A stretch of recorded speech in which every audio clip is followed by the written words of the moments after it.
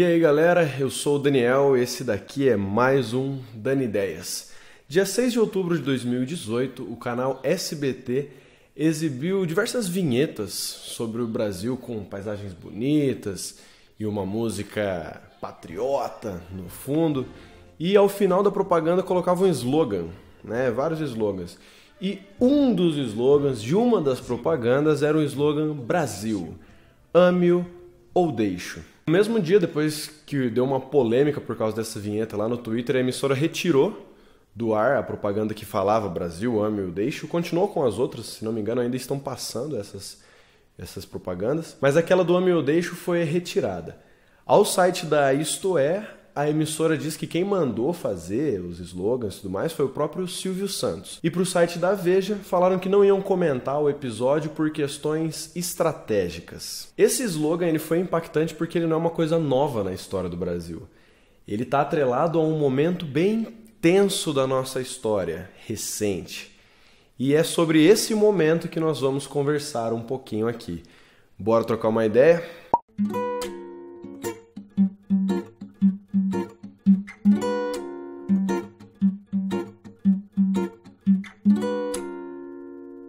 Primeiramente, o que é esse slogan Brasil, ame-o ou deixe-o? Ele não é uma invenção brasileira, na verdade ele é inspirado em um slogan semelhante que teve lá nos Estados Unidos. Esse slogan ele foi pensado pelo Walter Winchell, que foi o braço midiático de John McCarthy. John McCarthy foi um senador dos Estados Unidos que esteve no Senado por volta dos anos 50, na década de 50 foi que ele ficou marcado, porque ele perseguia muito os comunistas. A questão é que ele não só perseguia comunista, como ele também implantou dentro dos Estados Unidos um medo generalizado a respeito dos comunistas, como se os comunistas fossem a maior praga do mundo, comessem criancinhas, acabassem com o país. Ele realmente implantou uma ideia de medo, tanto assim que gerou o termo macartismo. Embora o macartismo originalmente tenha sido criado para descrever essa perseguição e patrulha anticomunista, hoje ele adquiriu um significado um pouco mais extenso. Ele acaba sendo utilizado para descrever qualquer tipo de excesso de iniciativa similar, de perseguição um pouco fundamentada e imprudente, ou então ataques demagógicos ao caráter ou senso de patriotismo de adversários políticos. E esse Walter Winchell, que foi braço direito do McCarthy, que criou essa expressão, ame-o ou deixe-o, só que na época era referente aos Estados Unidos como se fosse um aviso aos comunistas dos Estados Unidos. Ou você ama isso aqui do jeito que é, capitalista, ou você sai fora. Já o slogan Brasil, ame-o ou deixe-o, apareceu aqui no Brasil na década de 1970.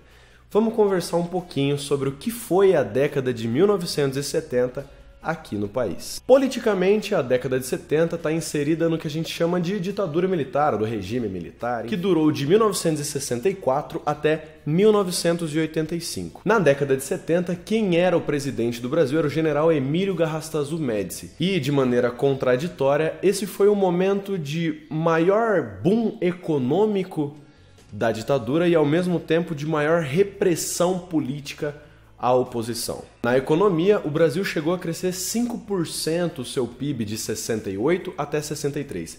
De 9% foi para 14% ao ano. Foi um puta de um boom econômico mesmo. Foi o momento da expansão do mercado interno, das estradas. Foi o momento também que foram construídas as chamadas obras faraônicas. Grandes construções, como por exemplo a usina hidrelétrica de Itaipu. Dentro desse cenário econômico, uma onda consumista tomou conta da classe média. A galera começou a poder comprar o carro do ano, coisas novas e principalmente a mais nova TV a cores, que estava chegando agora no país e era aquilo que todo mundo queria. A grande questão é que nem todo mundo estava podendo participar desse milagre econômico. Nesse período, o Brasil teve uma das maiores concentrações de renda do mundo. 1% da população tinha o mesmo tanto da renda de 50% de toda a população junta, ou seja, havia uma concentração de renda muito grande. Eram poucos aqueles que estavam desfrutando totalmente desse milagre econômico. Grande parte dos trabalhadores assalariados não ganhavam um salário mínimo.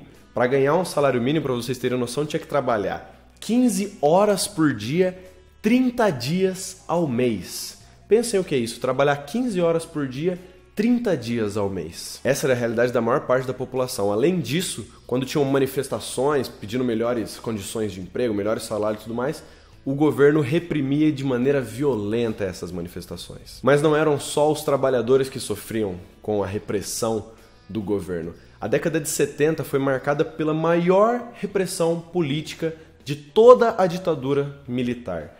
Tudo que era considerado oposição, todo mundo que criticava o governo era duramente reprimido. Fosse por censura, por exemplo, à mídia, ou então de maneira realmente violenta, chegando até a matar algumas pessoas. Isso aconteceu principalmente porque em 1968 foi baixado o Ato Institucional número 5. Eu ainda vou fazer um vídeo sobre os atos institucionais. Se eu já tiver feito, vai estar no card aqui. Caso eu não tenha feito, me cobre para eu fazer. Mas resumidamente, o Ato Institucional número 5 deu poderes ilimitados ao presidente da República. Usando do AI-5, que é como ficou conhecido o Ato Institucional número 5, os mecanismos de repressão conseguiram praticamente acabar com qualquer oposição que houvesse contra o governo. Fosse essa oposição armada, como era o caso, por exemplo, da guerrilha do Araguaia ou da ANL, ou fosse a oposição legal, a oposição que tinha no Congresso. Na década de 70, depois do AI-5, foi o momento em que as casas legislativas tiveram o menor número de oposição ao governo. A grande questão é que só reprimir violentamente os opositores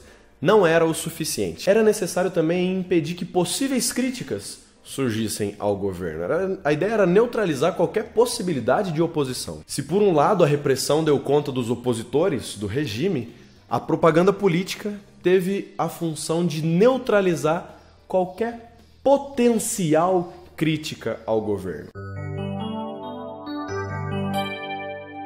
Com base nos grandes empreendimentos do desenvolvimento econômico, o governo procurou criar um clima de sucesso, de triunfo, passar uma ideia de que o Brasil era um país grande, próspero e, acima de tudo, tranquilo. Para os militares era necessário garantir a segurança do país. No caso, a segurança aqui é impedir qualquer oposição ao governo. Só assim, de acordo com alguns pensamentos militares da época, seria possível desenvolver de fato o país. Então, além da repressão política violenta aos opositores, a propaganda dava conta de acabar com qualquer possível oposição. E essa oposição geralmente era tratada como comunistas subversivos que estavam agindo para acabar com o país, de uma maneira bem genérica. O órgão responsável por fazer a propaganda foi a AERP, Assessoria Especial de Relações Públicas, que, embora tenha sido criada antes do governo do Médici, ainda no governo de Costa e Silva, ela ganhou notoriedade mesmo foi no governo Médici. Com o intuito de combater a subversão e promover uma imagem de progresso e de patriotismo, a AERP elaborou uma série de propagandas que seriam exibidas nos principais meios de comunicação, em especial a TV. Lembra que eu falei que a classe média tinha acabado de poder comprar um monte de televisão? Então, inicialmente quem comandou a AERP foi Hernani d'Aguiar, mas quem fez com que as propagandas ganhassem destaque de verdade foi o cara que sucedeu ele, que foi o Otávio Pereira da Costa. A ideia promovida pelo Otávio da Costa foi de elaborar propagandas em que passavam belas imagens, uma música envolvente, relações familiares perfeitas, congregações entre raças diferentes, passando uma ideia de um país próspero, de um país pacífico, de um país onde todo mundo tá junto ali. Ao final das propagandas sempre aparecia algum slogan que enaltecia o país, como por exemplo, ninguém segura o Brasil, ou Brasil, ontem, hoje, sempre, coisas do gênero.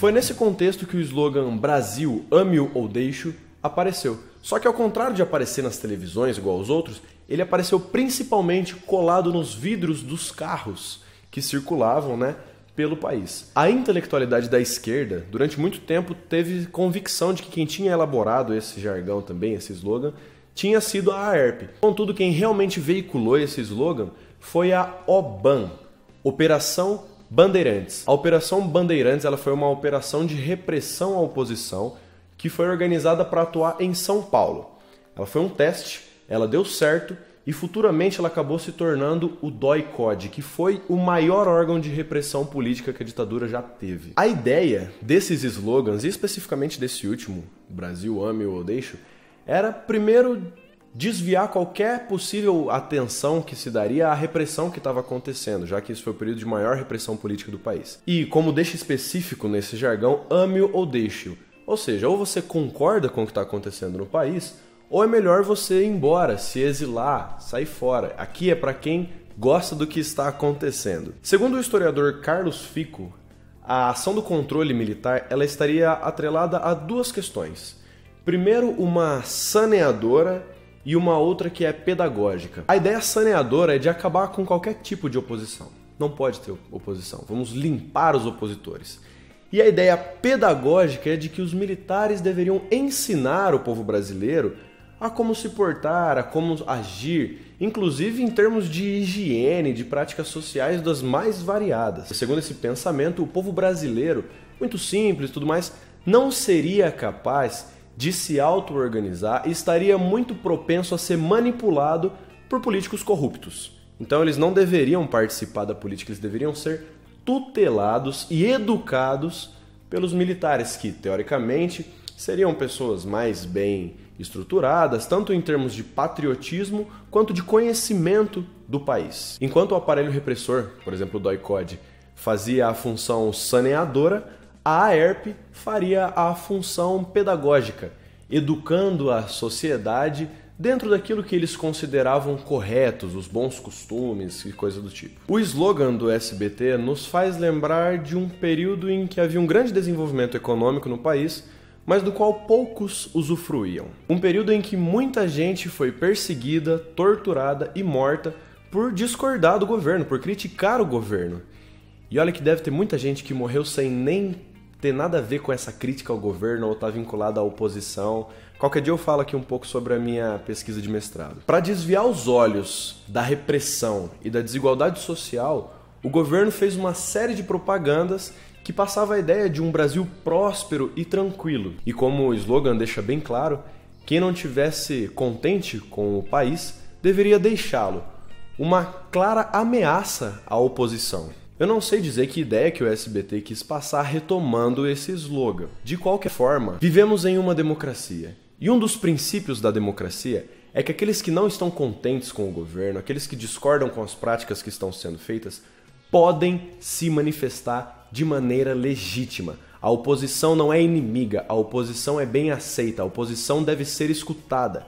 Foi isso que aconteceu nas últimas manifestações contra o governo anterior. É assim que a democracia funciona. Quem não está satisfeito com o país, em uma democracia, tem todo o direito de se manifestar e de lutar para que as mudanças que se quer que sejam feitas aconteçam. Impedir a manifestação da insatisfação ou querer que os opositores do governo saiam do país é uma atitude antidemocrática, é uma atitude autoritária, é uma atitude ditatorial.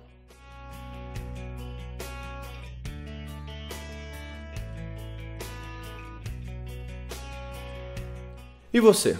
O que pensa sobre esse slogan? Conhecia o contexto histórico que estava por trás disso? Sim? Não? Enfim, deixa aí nos comentários o que você achou desse vídeo. E se você tiver alguma crítica ao que eu falei, ou então mesmo que for acrescentar alguma informação, fica à vontade, os comentários são para isso. Eu só peço uma coisa. Assim como eu coloco as referências de onde eu tirei toda essa informação na descrição, eu peço que você coloque também no seu comentário. Assim todo mundo, tanto eu quanto quem olhar os comentários, pode aprofundar o estudo, pode ir direto na fonte da informação para poder estudar melhor. É sempre importante questionar as informações, é sempre importante buscar as referências, mas é sempre importante expor essas referências para que todo mundo possa estudar de maneira honesta. Beleza? Se você gostou do vídeo, você deixa aquele like. Se você quer acompanhar mais vídeos desse formato, se inscreve aí no canal, compartilha para a galera se achou importante. Beleza? Muito obrigado, um beijo no coração, um aperto de mão sincero. Falou!